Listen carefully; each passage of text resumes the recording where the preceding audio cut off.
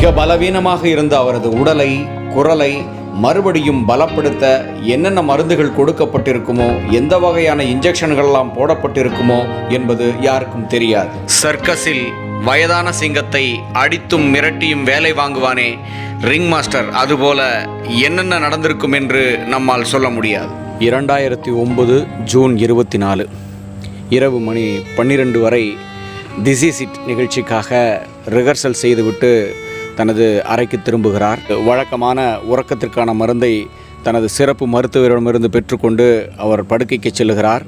ஆனால் தூக்கம் வராமல் அவர் போராடி கொண்டிருக்கிறார். கடந்த சில ஆண்டுகளாகவே அவருக்கு இருக்கும் பல உடல் உபாதைகளோடு உறக்கமின்மை பிரச்சனையும் அவருக்கு இருந்து வந்திருக்கிறது.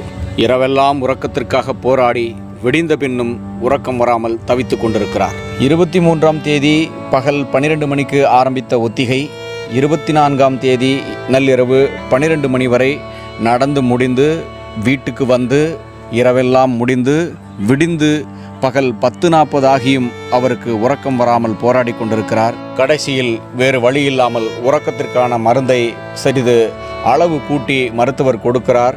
மைக்கேல் ஜாக்சன் உறங்க ஆரம்பிக்கிறார். அதை உறுதி செய்து கொண்ட மருத்துவர் கழிவறைக்கு சென்றுவிட்டு சில நிமிடங்கள் கழித்து திரும்பி வந்து பார்க்கிறார். மைக்கேல் ஜாக்சன் சுவாசமின்றி படுத்து கிடக்கிறார்.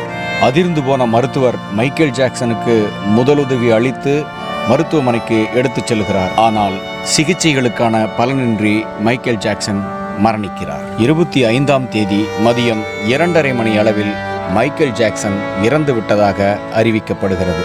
உலகத்தில் எப்போதாவது அரிதாய் தோன்றுகின்ற அதிசயமான மனிதர்களில் மைக்கேல் ஜாக்சனும் ஒருவர். நாம் 1000 வருடங்கள் வாழப்போகிறோம் என்றாலும் அந்த வாழ்விற்கான அடிப்படை அஸ்திவாரம் குழந்தை பருவம்தான். மனதினுடைய எந்த சிக்கல்களுக்கும் ஆளாகாமல் மகிழ்ச்சியாக உலக வாழ்வை ஏற்க தயாராவது அந்த வயதுகளில்தான். மைக்கேல் ஜாக்சன் மனம் திறந்து பேசிய பதிவுகளின் சாராம்சத்தை இப்போது நாம் பார்ப்போம். 5 வயது முதல் கோடிக்கணக்கான மக்களின் பார்வைக்கு முன்னால் வளர்ந்தவனான எனது மனோநிலை பற்றி, என் இயல்பு எப்படி மாறியிருக்கும் என்பதை பற்றி கொஞ்சம் யோசித்து பாருங்கள். காதை கிழிக்கும் கைதட்டல்கள் உங்களை வானில் பறக்கவிடும். உடலெங்கும் ஹார்மோன்கள் உச்சகட்ட உணர்ச்சிகளால் பொங்கும். இரவெல்லாம் தூக்கம் வராது. மிக வினோதமான போதை அது. அந்த போதையால் இயல்பான மனித உணர்வை கண்டுபிடிக்க முடியாமல் போகும். பிரபலமாவது உங்களை சுற்றிலும் ஆட்களை நிரப்பும். ஆனால் யாரையும் நம்ப முடியாது. நல்ல நண்பர் ஒருவரை கண்டுபிடிக்க முடியாது. கொடுங்கனவு போல் எப்போதும் பத்திரிகை கூட்டம் உங்கள் பின்னால் துரத்தி கொண்டே இருக்கும். உண்மையறியாமல் அவர்கள் ஏதேதோ திரித்து எழுதுவார்கள்.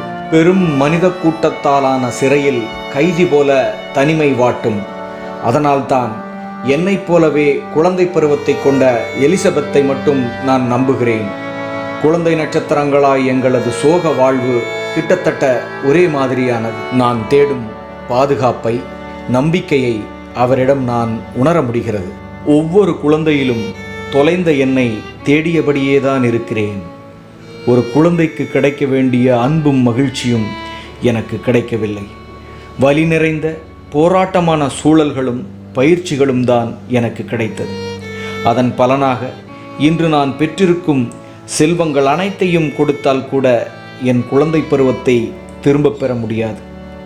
அதனால்தான் குழந்தைகளோடு இருப்பது எனக்கு மிக பிடித்திருக்கிறது. அவர்களிடமிருந்து நிறைய கற்றுக்கொள்கிறேன்.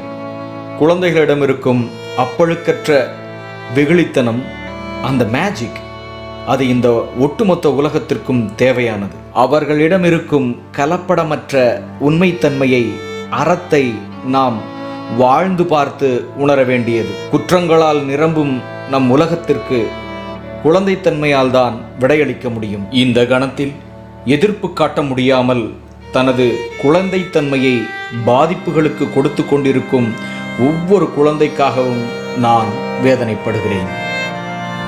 நன்றி. 20 ஆண்டு காலம் மக்களை தன் குரலாலும் இசையாலும் நடனத்தாலும் மெய்மறக்கச் செய்த ஒரு மாபெரும் படைப்பாளி, மக்களின் தேவையறிந்த படைப்பாளி மைக்கேல் ஜாக்சன். அப்படிப்பட்ட ஒரு அற்புதமான கலைஞனை, சிறந்த முயற்சியாளனை, சாதனையாளனை ஒரு சான்றோனை உலகம் இழந்தது.